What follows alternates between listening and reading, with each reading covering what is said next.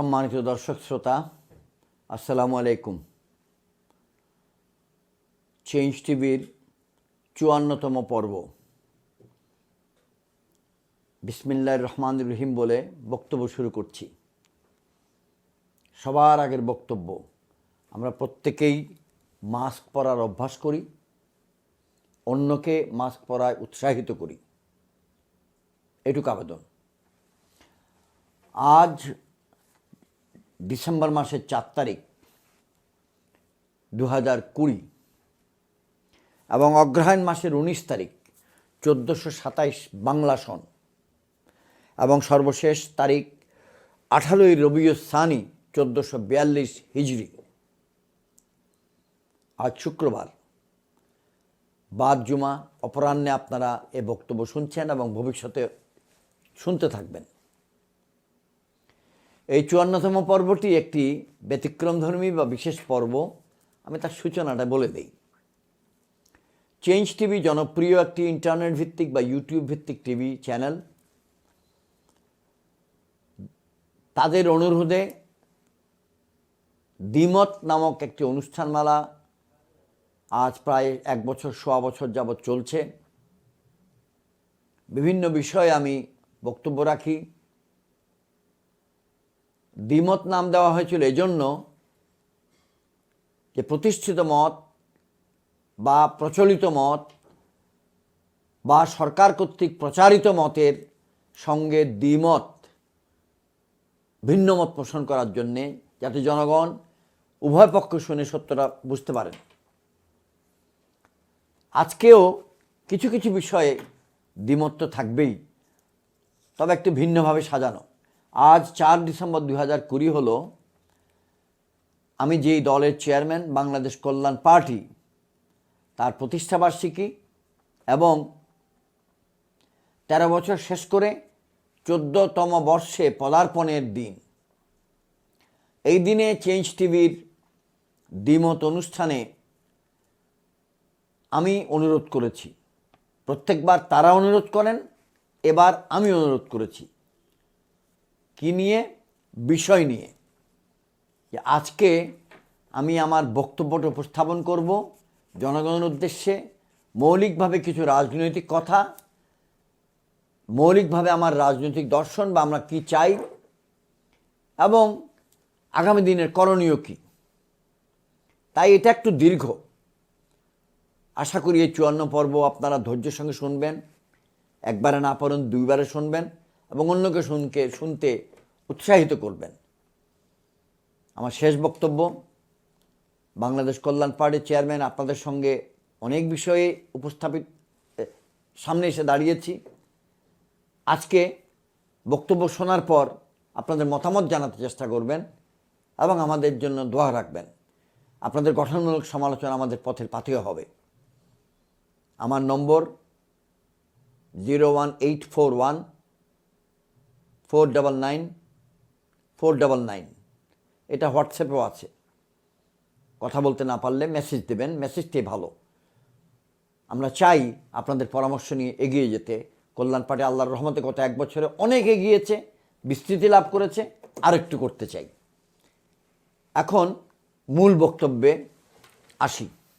আমি একজন রাজনৈতিক কর্মী, অতএব রাজনৈতিক কর্মী হিসেবে আমার বক্তব্য শুরুর পূর্বেই রাজনৈতিক শ্রদ্ধা জ্ঞাপন করছি স্বাধীন বাংলাদেশের স্বপ্নদ্রষ্টা মাওলানা আব্দুল হামিদ খান ভাসানী, বাংলাদেশের স্বাধীনতার প্রধান স্থপতি ও মুক্তিযুদ্ধকালীন বাংলাদেশের রাষ্ট্রপতি বঙ্গবন্ধু শেখ মুজিবুর রহমান, ভারপ্রাপ্ত রাষ্ট্রপতি সৈয়দ নজরুল ইসলাম, মুক্তিযুদ্ধকালীন প্রধানমন্ত্রী তাজউদ্দিন আহমদ সহ মুক্তিযুদ্ধের নেতৃত্বের প্রতি শ্রদ্ধা জানাচ্ছি। মুক্তিযুদ্ধে রণাঙ্গনের প্রধান সেনাপতি তৎকালীন কর্নেল আতাউল গনি ওসমানী এবং তার অধীনস্থ সকল কমান্ডারগণের প্রতি শ্রদ্ধা জানাচ্ছি ৮ম ইস্ট বেঙ্গল রেজিমেন্টের নেতৃত্ব দিয়ে যিনি ২৬শে মার্চ ১৯৭১-এর প্রথম ঘণ্টার মধ্যেই পাকিস্তানিদের বিরুদ্ধে বিদ্রোহ করেছিলেন, যিনি ২৭শে মার্চ তারিখে কালুরঘাট বেতার কেন্দ্র থেকে প্রথমে নিজের নামে ও পরবর্তীতে বঙ্গবন্ধুর নামে বাংলাদেশের স্বাধীনতা ঘোষণা করেছিলেন, তৎকালীন মেজর জিয়া, বর্তমানের শহীদ রাষ্ট্রপতি জিয়াউর রহমান বীর উত্তম। এর স্মৃতির প্রতি শ্রদ্ধা জানাচ্ছি। 1971 সালের 30 লক্ষ শহীদের স্মৃতির প্রতি এবং 2 লক্ষ মা বোনের ইজ্জতের স্মৃতির প্রতি শ্রদ্ধা জানাচ্ছি।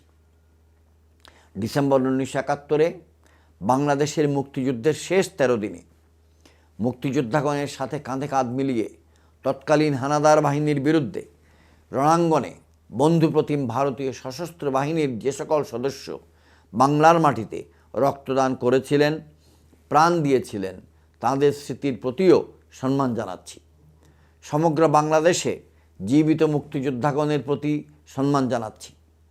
গত 49 বছরে বাংলাদেশে গণতন্ত্র প্রতিষ্ঠা ও পুনঃপ্রতিষ্ঠার সংগ্রাম করতে গিয়ে যারা নিজের প্রাণ অকাতরে বিলিয়ে দিয়েছেন, সেই সংগ্রামী গণতন্ত্র প্রেমিকদের স্মৃতির প্রতিও সম্মান জানাচ্ছি। দ্বীন ইসলামের মূল্যবোধ রক্ষা করতে গিয়ে অথবা মহান আল্লাহর প্রিয়তম বন্ধু রাসূলুল্লাহ সাল্লাল্লাহু আলাইহি ওয়াসাল্লামের প্রতি যে কেহ অসম্মান প্রদর্শন করেছিলেন, সেই অসম্মানের প্রতিবাদ করতে গিয়ে যারা অকাতরে প্রাণ বিলিয়ে দিয়েছেন, সেই সকল আলেম ওলামা শহীদগণের স্মৃতির প্রতি এবং নির্যাতিত আলেম ওলামাগণের প্রতি সম্মান জানাচ্ছি। এই সম্মান জানানোর প্রক্রিয়ায় বা ধারাবাহিকতায় সর্বশেষ হলো সাম্প্রতিক করোনা মহামারীতে যারা ইন্তেকাল করেছেন, বিশেষত চিকিৎসা জগতের ফ্রন্টলাইন যোদ্ধা যারা প্রাণ দিয়েছেন, তাদের প্রতি সম্মান জানাচ্ছি।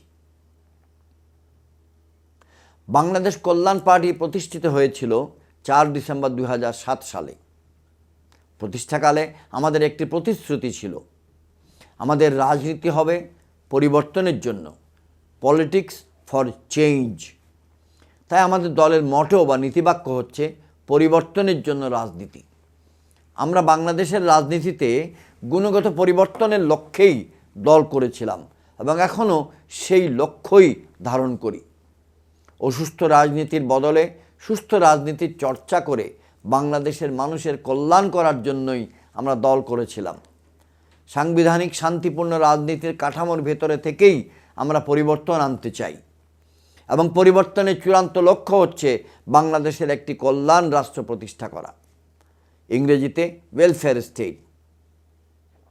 কল্যাণ রাষ্ট্রের বৈশিষ্ট্যগুলোর মধ্যে অন্যতম 3টি বৈশিষ্ট্য হচ্ছে সাম্য, মানবিক মর্যাদা ও সামাজিক সুবিচার। 10 এপ্রিল 1971 তারিখে গৃহীত এবং প্রকাশিত স্বাধীনতার ঘোষণাপত্রে বলা আছে যে বাংলাদেশের জনগণের জন্য সাম্য, মানবিক মর্যাদা ও সামাজিক সুবিচার নিশ্চিত করার জন্যই সার্বভৌম গণপ্রজাতন্ত্রী রূপে বাংলাদেশ প্রতিষ্ঠা করা হলো। কিন্তু দুঃখজনক হলেও সত্য যে বাংলাদেশের বর্তমান রাজনীতি, সমাজনীতি ও অর্থনীতিতে সাম্য, মানবিক মর্যাদা ও সামাজিক সুবিচার কোনো মতেই সুপ্রতিষ্ঠিত নয়, কোনো মতেই অভ্যাসকৃত নয় এবং এগুলো যেন প্রতিষ্ঠিত হয় তার জন্য বিশেষ কোনো আগ্রহ বা চেষ্টাও বাংলাদেশের রাজনৈতিক পরিমণ্ডলে দর্শনীয় নয়। তাই আমি বলতে বাধ্য হচ্ছি যে মুক্তিযুদ্ধের আদি ও কৃত্রিম চেতনা থেকে আমরা অনেক দূরে, কিন্তু বাংলাদেশ কল্যাণ পার্টি এই আদি ও অকৃত্রিম চেতনা বাস্তবায়নের লক্ষ্যে দৃঢ় প্রতিজ্ঞ। এই আদি ও অকৃত্রিম চেতনা বাস্তবায়ন করতে গেলে আমাদের রাজনীতিতে গুণগত পরিবর্তন আনতে হবে। অসুস্থ রাজনীতির বদলে সুস্থ রাজনীতি চর্চা করতে হবে। ব্যক্তি লোভের ও ব্যক্তি লাভের আকর্ষণে রাজনীতি না করে দেশের কল্যাণের আগ্রহে রাজনীতি করতে হবে। পরিবর্তনের প্রক্রিয়ায় নেতৃত্ব দেওয়ার জন্য টেকসই নেতৃত্ব প্রতিষ্ঠিত করতে হবে, কিন্তু এই কাজ কোনোদিনই একা সম্ভব নয়। একটি দলের পক্ষেও একলা সম্ভব নয়। 10 মিলে করি কাজ, হারি জিতি নাহি লাজ।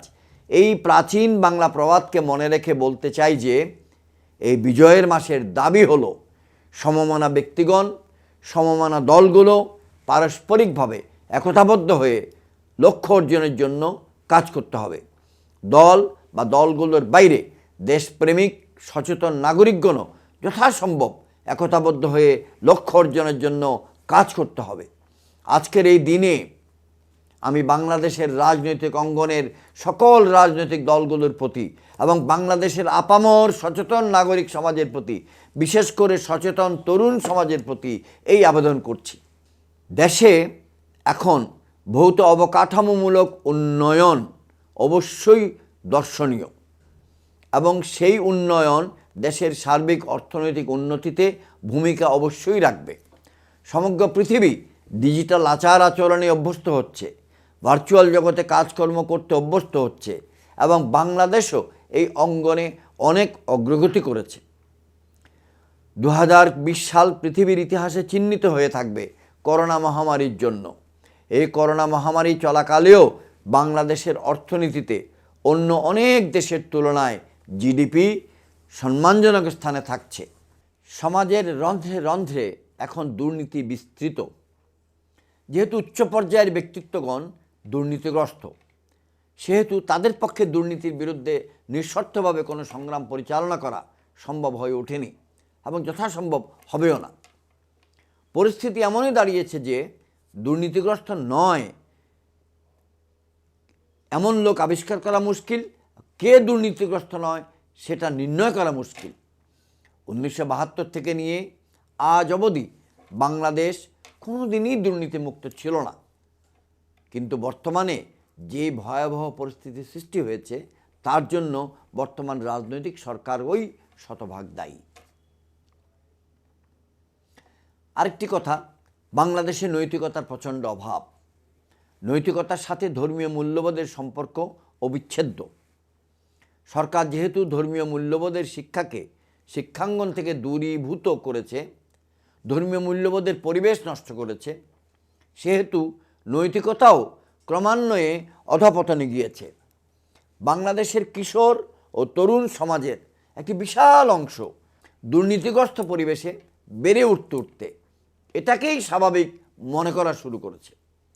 দুর্নীতি এমন হয়েছে যে তার সঙ্গে অনৈতিকতার শক্তি যুক্ত হয়েছে। আংশিক পরিকল্পিতভাবে, আংশিক অবহেলার মাধ্যমে শিক্ষাঙ্গনেও দুর্নীতি এবং অনৈতিকতা বিস্তৃতভাবে, সুগভীরভাবে ছড়িয়ে দেওয়া হয়েছে। অনৈতিকতায় বৈশিষ্ট্যমণ্ডিত কোনো জাতি পৃথিবীতে দাঁড়াতে পারেনি, পারবেও না।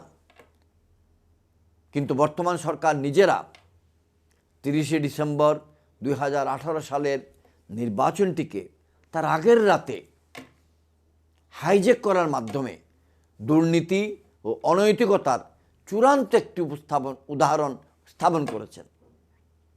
গত 12 বছরে দুর্নীতি ও অনৈতিকতার শত শত বড় বড় ঘটনার মধ্যে উল্লেখযোগ্য কোনোটাই এখনও বিচারের মুখ সম্পূর্ণভাবে দেখেনি, অথবা কোনোটিরই বিচার প্রক্রিয়ার অন্তে ফলাফল জনগণ দেখেনি। বর্তমান সরকার নির্বাচন ব্যবস্থাকে সম্পূর্ণ ভেঙে ফেলেছে, সকল সাংবিধানিক প্রতিষ্ঠানকেও ধ্বংস করে ফেলেছে। আইনের শাসন নামক যে কথা আমরা শুনেছি, শিখেছিলাম, সেটা সম্পূর্ণভাবে সমাজ থেকে দূরীভূত করে ফেলেছে। আর্থসামাজিক ক্ষেত্রে প্রচুর সংখ্যক রক্ষকগণ এখন ভক্ষকের ভূমিকায় আছেন।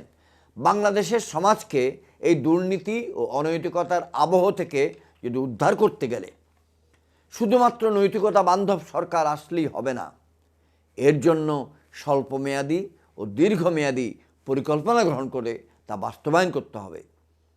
এ পর্যায়ে আমি বিনয়ের সঙ্গে আপনাদের নিকট ক্ষমা প্রার্থী যে আমার বক্তব্য অধিকতর দীর্ঘ না করার জন্যই আমি নারী নির্যাতন ও ধর্ষণ, গুম খুন, ব্যাংক লুটপাট, মানব পাচার, অর্থ পাচার, বিদেশি সম্পদ অর্জন, সাংবাদিক নির্যাতন, মানবাধিকার লঙ্ঘন, ছাত্র সমাজে পরীক্ষায় নকলের পৃষ্ঠপোষকতা, অশ্লীলতার পৃষ্ঠপোষকতা ও অশ্লীলতার ছড়াছড়ি ইত্যাদি প্রসঙ্গে কোনো বক্তব্য রাখলাম না, যদিও আমি সকল বিষয়ে সচেতন আছি। আমি এখন আমেরিকা ও বাংলাদেশের প্রসঙ্গে একটি কথা তুলে ধরছি। সাম্প্রতিককালে পৃথিবীর মানুষ এবং বাংলাদেশের মানুষ মার্কিন যুক্তরাষ্ট্রের নতুন প্রেসিডেন্টের নির্বাচন দেখেছে। নবনির্বাচিত প্রেসিডেন্ট জো বাইডেন নির্বাচনোত্তর তার প্রথম ভাষণেই বলেছেন যে ধর্ম ও বর্ণের ভিত্তিতে, ধনী ও দরিদ্রের ভিত্তিতে, দেশি এবং অভিবাসী ভিত্তিতে ডোনাল্ড ট্রাম্প পুরো মার্কিন জাতিকে বিভক্ত করে ফেলেছেন এবং সেই বিভক্ত মার্কিন জাতিকে পুনরায় একত্রিত করাটাই তথা ইউনাইটেড স্টেটস অফ আমেরিকাকে পুনরায় ইউনাইটেড করাটাই জো বাইডেনের প্রথম অগ্রাধিকার। শুধু উদাহরণ দেওয়ার জন্য আমি মার্কিন যুক্তরাষ্ট্রের কথাটা এখানে টানলাম। বেদনার সঙ্গে বলতে চাই 2020 সালের বাংলাদেশও একটি বিভক্ত জাতি। মুক্তিযুদ্ধের চেতনা নামক তত্ত্বের ভ্রান্ত প্রয়োগ, কোনো কোনো ক্ষেত্রে ভ্রান্ত প্রয়োগ, কোনো কোনো ক্ষেত্রে অতি প্রয়োগের মাধ্যমে এবং জাতিকে বিভক্ত করে ফেলা হয়েছে। সম্পদের মালিকানা কুক্ষিগত ও দরিদ্রতার প্রসার, এই দুটির ভিত্তিতে জনগণকে বিভক্ত করে ফেলা হয়েছে।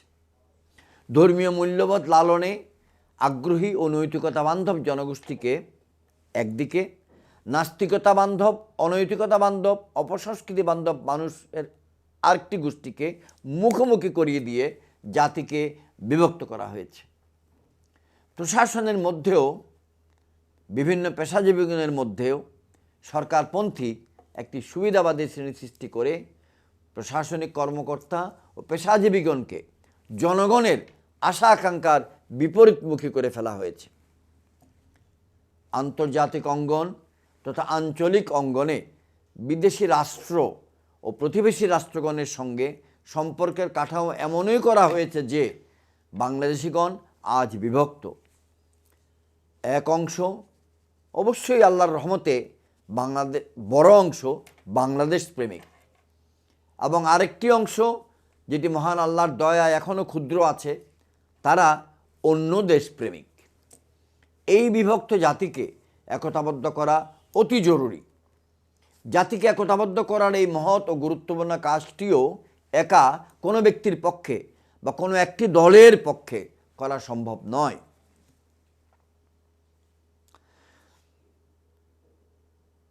যেই অগণতান্ত্রিক অনির্বাচিত জনস্বার্থ বিরোধী সরকার ক্ষমতায় আছে বর্তমানে, সেই সরকারকে বিদায় করতে না পারলে এই জাতি ও দেশকে একতাবদ্ধ করা যাবে না। দুর্নীতির বিরুদ্ধে সংগ্রাম গতি পাবে না, নৈতিকতা পুনঃপ্রতিষ্ঠার চেষ্টা সাফল্য পাবে না। বিদেশি শক্তির উপর নির্ভর করে ক্ষমতায় টিকে থাকা এই সরকারকে পদত্যাগে বাধ্য করতে না পারলে বাংলাদেশে গণতন্ত্র ফিরিয়ে আনা যাবে না এবং ক্রমান্বয়ে বাংলাদেশের স্বাধীনতা ও সার্বভৌমত্ব অন্যদের হাতে জিম্মি হয়ে যাওয়ার সম্ভাবনা আছে বলেই আমি মনে করি। তাই আমি আপনাদের সকলের প্রতি আহ্বান রাখছি, যারা আজকে আমার এই বিনীত বক্তব্য শুনছেন, আপনাদের সামনে আহ্বান রাখছি, আসুন এই সরকারকে পদত্যাগে বাধ্য করতে সকলেই একতাবদ্ধ হই, শান্তিপূর্ণ গণতান্ত্রিক প্রক্রিয়ায় একতাবদ্ধ হই। বাংলাদেশের আকাশে গণতন্ত্রের নতুন সূর্যকে আগমনের জন্য পথ করে দিতেই হবে। তার জন্য আমাদের সকলকেই একতাবদ্ধ হতে হবে, এর কোনো বিকল্প নাই। জনমনে শঙ্কাও ক্ষোভ আছে।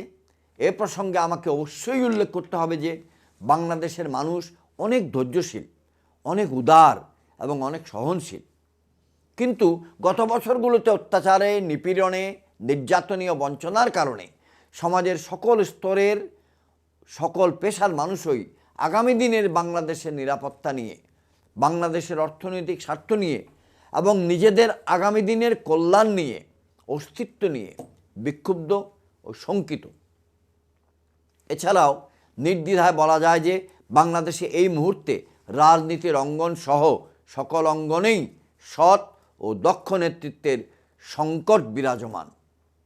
সংকটের কারণগুলোও নিশ্চয়ই চিন্তাশীল জনগণের সামনে, আপনাদের সামনে স্পষ্ট। এই স্থানে আমি আরেকটা গুরুত্বপূর্ণ কথা উল্লেখ করে রাখতে চাই, নিবেদন করে রাখতে চাই।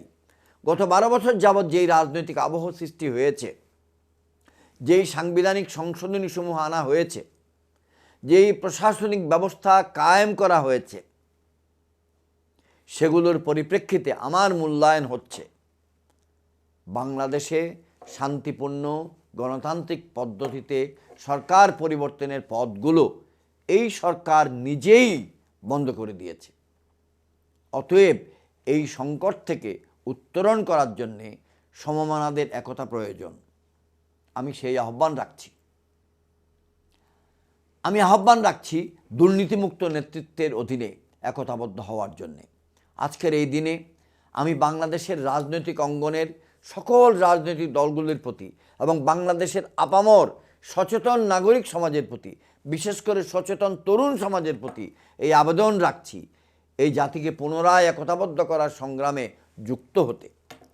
জাতিকে একতাবদ্ধ করার এই সংগ্রামে যুক্ত হওয়ার জন্য আমি বিশেষ আহ্বান রাখছি। দুর্নীতি ও অনৈতিকতার বিরুদ্ধে সর্বদাই সোচ্চার এবং নাস্তিকতা ও অপসংস্কৃতির বিরুদ্ধে সর্বদাই প্রতিবাদী শ্রদ্ধাভাজন পীর মাশায়েখ বৃন্দ, আলেম ওলামা বৃন্দ তথা ধর্মীয় সম্প্রদায়ের প্রতি যারা বাংলাদেশের মেইন স্ট্রিম রাজনীতিতে অবদান রাখা শুরু করেছেন। তবে একটি সতর্কতা বার্তা দিয়ে রাখছি। বাংলাদেশের মানুষ গত 49 বছর যাবৎ বিভিন্ন রাজনৈতিক দলকে দেশ শাসন করতে দেখেছে। ক্ষমতার ভেতরে, ক্ষমতার বাইরে বিভিন্ন নেতার বা বিভিন্ন ব্যক্তিত্বের পার্সোনালিটির রাজনীতির সঙ্গে পরিচিত হওয়ার সুযোগ পেয়েছেন। এই পরিপ্রেক্ষিতে আমার বিশ্বাস আপনারা বাংলাদেশের জনগণ নিশ্চয়ই পরীক্ষিত, প্রমাণিত ও দর্শনীয়ভাবে দুর্নীতিবাজ, দর্শনীয়ভাবে অনৈতিক, দর্শনীয়ভাবে অদক্ষ ব্যক্তি বা গোষ্ঠীকে পরিহার করবেন এবং ওই অদক্ষ দুর্নীতিবাজ ব্যক্তিত্বগণ যেই পরিমণ্ডলের বা যেই মেরুরই হন না কেন তাদেরকে পরিহার করবেন। আমাদের এখন প্রয়োজন দর্শনীয় নেতৃত্ব ও তরুণ নেতৃত্ব। সরকার কর্তৃক সৃষ্ট বৈরী পরিস্থিতিতে রাজনৈতিক দলের নেতৃত্ব দর্শনীয় বা ভিজিবল রাখা কষ্টকর হয়ে উঠলেও এর কোনো বিকল্প নাই। তাই আমি বন্ধুপ্রতিম বড় ছোট রাজনৈতিক দলগুলোর প্রতি আবেদন রাখব দর্শনীয় নেতৃত্ব উপস্থাপন করতে, নির্বাহী ক্ষমতা সম্পন্ন নেতৃত্ব উপস্থাপন করতে। রিমোট কন্ট্রোলের মাধ্যমে যুদ্ধ পরিচালনা করা যায়, রিমোট কন্ট্রোলের মাধ্যমে ইরানের রাজধানীতে বিজ্ঞানীকে হত্যা করা যায়, কিন্তু রিমোট কন্ট্রোলের মাধ্যমে জনগণকে নেতৃত্ব দেওয়া বোধহয় আমার মূল্যায়নে ডিফিকাল্ট এবং এখনও সময়ের উপযোগী নয়। তাই আমি আহ্বান রাখছি দর্শনীয় নেতৃত্ব, ভিজিবল নেতৃত্ব উপস্থাপনের জন্যে। একই সাথে আমি পেশাজীবীগণের নেতৃত্বকেও গতিশীল করার আহ্বান রাখছি। আমি রাজনীতিতে সমাজ পরিবর্তনের সংগ্রামে নারীর সম্পৃক্ততা বৃদ্ধির আহ্বান রাখছি। নারীর প্রতি সহিংসতা বন্ধের জন্য যা করণীয় তাই করার আহ্বান রাখছি। তরুণ সম্প্রদায়ের নিকট আহ্বান রাখব, রাজনীতিকে ঘৃণা করবেন না। দুর্নীতিগ্রস্ত অসুস্থ রাজনীতিকে ঘৃণা করুন, অসুস্থ রাজনীতিকে পরিহার করুন, দুর্নীতিগ্রস্ত অসুস্থ রাজনীতিবিদগণকে পরিহার করুন, পরিত্যাগ করুন। বেগম জিয়া এবং বিএনপির প্রসঙ্গে আমি দুটো কথা বলা অবশ্যই পালনীয় মনে করি। গত 8 বছর যাবৎ 2012 সালের এপ্রিল মাসের 18 তারিখ থেকে বাংলাদেশ কল্যাণ পার্টি, তখন 18 দলীয় ছিল, পরবর্তীতে 20 দলীয় জোটের অন্যতম শরিক হিসাবে রাজনৈতিক ময়দানে চলমান। সেই 20 দলীয় জোটের জোটনেত্রী বিএনপি চেয়ারপারসন গুরুতর অসুস্থ অবস্থায় দিন পার করছেন। আমি দেশনেত্রী বেগম খালেদা জিয়ার প্রতি সম্মান জানাচ্ছি, তার সুচিকিৎসার সুযোগ করে দেওয়ার জন্য সরকারের নিকট আবেদন রাখছি এবং তার আরোগ্য লাভের জন্য মহান আল্লাহর প্রতি প্রার্থনা করছি। আমি বিএনপির লক্ষ লক্ষ নির্যাতিত, নিপীড়িত তৃণমূল কর্মী ভাই বোনদের প্রতি সহমর্মিতা প্রকাশ করছি এবং লক্ষ লক্ষ নির্যাতিত বিএনপি কর্মীদের, কল্যাণ পার্টির কর্মীদের, 20 দলীয় জোটের কর্মীদের সকলের পক্ষ থেকে মহান আল্লাহর নিকট প্রার্থনা করছি। বাংলাদেশ সেনাবাহিনী, আমার বক্তব্য শেষ করার প্রসঙ্গে আমার বক্তব্যে সেনাবাহিনী নিয়ে দুটো কথা বলতে চাই। বাংলাদেশের সেনাবাহিনী বললে অনেকেই মনে করেন সশস্ত্র বাহিনী একসঙ্গে। আমি নিজে একজন সাবেক সেনা, সশস্ত্র বাহিনী এবং সেনাবাহিনী আলাদা, কিন্তু আমি সেনাবাহিনী শব্দটাই বেশি উচ্চারণ করছি, কিন্তু মনের ভেতর সকলের জন্যই কথাটি প্রযোজ্য। সেনাবাহিনীতে চাকরি করা কালে বাংলাদেশ সেনাবাহিনীকে একদৃষ্টিতে দেখেছিলাম এবং অবসর জীবনের বিগত 24টি বছর সুশীল সমাজের সদস্য হিসাবে অথবা রাজনৈতিক কর্মী হিসাবে সেনাবাহিনীকে অন্য আরও অনেক দৃষ্টিতে, অনেক আঙ্গিক থেকে দেখার সুযোগ পেয়েছি। মুক্তিযুদ্ধের রণাঙ্গনের মধ্য দিয়ে বাংলাদেশের সেনাবাহিনীর জন্ম হয়েছিল এবং যাত্রা শুরু হয়েছিল। দেশের স্বাধীনতা এবং সার্বভৌমত্ব রক্ষা করার জন্য বাংলাদেশ সেনাবাহিনী প্রশংসনীয় ভূমিকা রেখেছে, তাদেরকে ধন্যবাদ এবং অভিনন্দন। 7 নভেম্বর 1975-এ সৈনিক এবং জনগণ মিলেই এই দেশের স্বাধীনতা ও সার্বভৌমত্ব রক্ষা করেছিলেন, জাতীয় স্বাধীনতাকে সুসংহত করেছিলেন। আমি নিজে তার অংশীদার ছিলাম। এই সেনাবাহিনী আরও একটি অঙ্গনে কর্মতৎপর ছিল, যথা 1975 থেকে 1997 সাল পর্যন্ত পার্বত্য চট্টগ্রামে শান্তি আনার জন্য, পার্বত্য চট্টগ্রামে প্রশাসনিক রাজনৈতিক সংস্কার করার জন্য প্রধান ভূমিকা রেখেছে বাংলাদেশ সেনাবাহিনী। বর্তমানেও সেনাবাহিনী পার্বত্য চট্টগ্রামে আছে, কিন্তু এটির প্রেক্ষাপট ভিন্ন। বিগত 49টি বছর বিভিন্ন সরকারের হুকুমে দেশের জনগণের আপদে বিপদে সেনাবাহিনী ঝাঁপিয়ে পড়েছে। বিদেশের মাটিতে বিভিন্ন অঙ্গনে এই সেনাবাহিনী দেশের জন্য সুনাম বয়ে এনেছে। অতএব বাংলাদেশ সেনাবাহিনীর জন্মকালীন, সেনাবাহিনীর শৈশবকালীন, সেনাবাহিনীর কৈশোরকালীন একজন সদস্য হিসাবে আমি বর্তমান সেনাবাহিনীর সকলকে অভিনন্দন ও ধন্যবাদ জানাচ্ছি। তবে আগামী দিনে বাংলাদেশের সামাজিক ও রাজনৈতিক ইতিহাসের পাতায় সততা ও স্বচ্ছতার খাতিরে আমাকে বলে রাখতেই হবে যে বাংলাদেশ সেনাবাহিনী সমালোচনার ঊর্ধ্বে নয়, ভুল ত্রুটির ঊর্ধ্বে নয়। জনগণের মানসপটে সেনাবাহিনী প্রসঙ্গে আবেগ মিশ্রিত অভিযোগ যথেষ্ট আছে, বিশেষত 2018 সালের ডিসেম্বরের 30 তারিখের নির্বাচন প্রসঙ্গে সেনাবাহিনীর দায়িত্ব পালনের প্রেক্ষাপট নিয়ে। আমি বলতে চাই যে সকলের সামনে স্পষ্ট করে, এর জন্য কিন্তু সেনাবাহিনী নিজে কমই দায়ী। আমি সেনাবাহিনীর পক্ষ নিয়ে কথাটা বললাম। রাষ্ট্র পরিচালনাকারী রাজনৈতিক দলগুলোর পক্ষ থেকে বিভিন্ন উসিলায়, বিভিন্ন ছত্রছায়ায় সেনাবাহিনীর অফিসার ও সৈনিকগণের মধ্যে রাজনৈতিক প্রভাব বিস্তারের উদ্যোগই এর জন্য দায়ী। বিগত 12 বছরে এই প্রবণতা প্রকট হয়েছে। বাংলাদেশের স্বার্থে সেনাবাহিনীর সকল সদস্যকে দলীয় রাজনৈতিক মতবাদের ঊর্ধ্বে ও দলীয় প্রভাবের ঊর্ধ্বে থাকতে হবে বলে আমি মনে করি এবং আমি দাবি করি। সেনাবাহিনী বাংলাদেশের স্বাধীনতা ও সার্বভৌমত্বের প্রতীক। এই স্বাধীনতা ও সার্বভৌমত্বের প্রতি হুমকি অতীতেও ছিল, এখনও আছে। সর্বপ্রকারের রাজনৈতিক ও অর্থনৈতিক ঔপনিবেশবাদ, সাম্রাজ্যবাদ থেকে এই দেশ এবং এই জনগোষ্ঠীকে মুক্ত রাখার প্রধানতম রক্ষা কবচ হলো একটি দক্ষ, সুশিক্ষিত, নৈতিকতা বান্ধব সেনাবাহিনী। তাই আজকের এই বিজয়ের মাসে এবং বাংলাদেশ কল্যাণ পার্টির প্রতিষ্ঠা দিবসকে সামনে রেখে, আজকেই প্রতিষ্ঠা দিবস 4 ডিসেম্বর 2020, আমরা 2007 সালের ডিসেম্বরের 4 তারিখ 2007 4 ডিসেম্বর জন্ম নিয়েছিলাম। বাংলাদেশ সেনাবাহিনীর জন্মলগ্নের একজন সৈনিক আপনাদের সামনে উপস্থিত, বীর প্রতীক ইব্রাহিম। বাংলাদেশ সেনাবাহিনীকে তথা সশস্ত্র বাহিনীকে অভিনন্দন জানাচ্ছি, তাদের জন্য দোয়া করছি। সেনাবাহিনী তথা সশস্ত্র বাহিনীর সদস্যগণ, বিশেষত অবসরপ্রাপ্ত সদস্যগণ তাদের জীবিকা নির্বাহের নিমিত্তে বিবিধ কাজে ব্যস্ত থাকেন।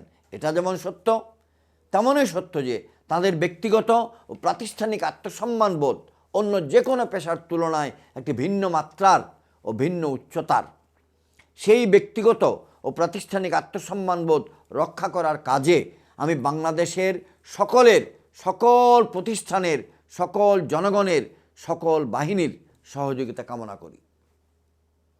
আমি বাংলাদেশ কল্যাণ পার্টির সর্বস্তরের নেতাকর্মীদের প্রতি ধন্যবাদ জানাচ্ছি, যারা আজকের প্রতিষ্ঠা দিবসকে এই করোনাকালীন পরিবেশেও সুন্দরভাবে পালনের নিমিত্তে আয়োজন করেছেন, পরিশ্রম করেছেন, প্রচেষ্টা চালিয়েছেন, যারা সহযোগিতা করেছেন, তাদের সকলের প্রতিও আমি কারো নাম নিচ্ছি না, কিন্তু বাংলাদেশ কল্যাণ পার্টির সারা বাংলাদেশে ছড়িয়ে ছিটিয়ে থাকা সকল নেতাকর্মীর প্রতি আমার অন্তরের অন্তঃস্থল থেকে ধন্যবাদ জানাচ্ছি।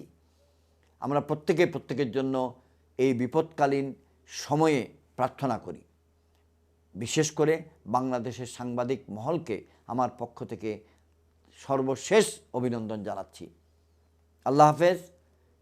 আসসালামু আলাইকুম।